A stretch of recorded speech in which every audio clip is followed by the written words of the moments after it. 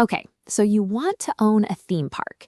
You picture thousands of smiling families walking through the front gates every single morning, happily handing over $100 apiece. It looks like you are selling the ultimate product, happiness, and collecting a guaranteed fortune in the process. And before you even pour the concrete, you face a terrifying regulatory moat.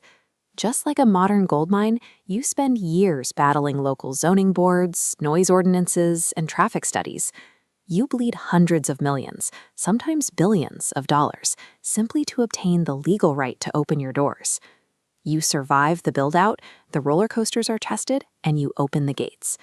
Naturally, you assume the real money is made right here, selling the admission ticket. But this operates on the exact same economic principle as a gas station. At a gas station, fuel is a brutally thin margin product that serves simply as an advertisement to get drivers onto the property. For a theme park, the high-priced ticket is the fuel. It is a loss leader. The bulk of that entry fee simply pays for the staggering daily maintenance cost of keeping those massive rides running safely. On its own, the ticket barely keeps the lights on. Its actual purpose is to serve as an entry point, trapping families inside a closed ecosystem for the real extraction. Once a family walks through your gates, they enter a closed ecosystem designed with the exact same spatial architecture as an airport terminal. Airports know you cannot leave past security, and they design their pathways to capitalize on that restriction. A theme park weaponizes this exact same spatial psychology through recomposure zones. They route the exit of every single major ride directly through a gift shop, forcing families to walk past high-margin merchandise just to get back to the main pathway. Because you control the environment, you control the pricing. You charge $30 just to let someone park a car on a slab of asphalt.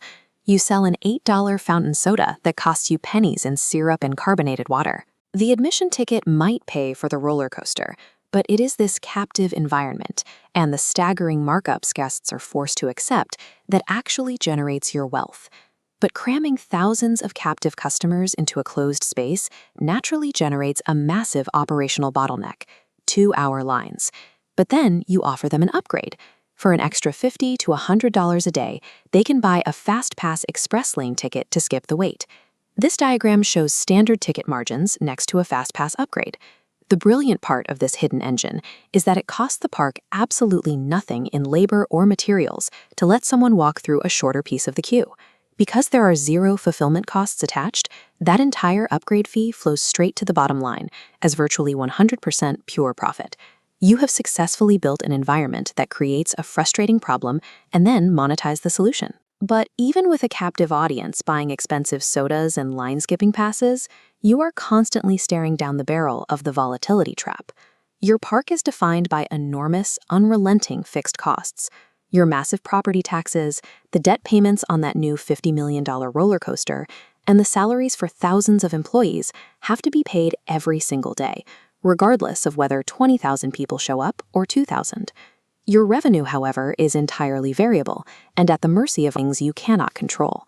If the broader economy dips and families cancel summer vacations, or if it simply rains for 3 consecutive weekends in July, your foot traffic plummets instantly. Your revenue drops, but your massive fixed debt payments remain perfectly intact. This leverage amplifies the good years, but relentlessly amplifies the bad, turning a profitable wonderland into a distressed financial asset in a matter of months. If you decide to own a theme park, understand what you are actually buying. You are managing a massive fixed cost structure, fighting a relentless logistics war against the weather and the economy, and relying entirely on $15 hamburgers to actually turn a profit.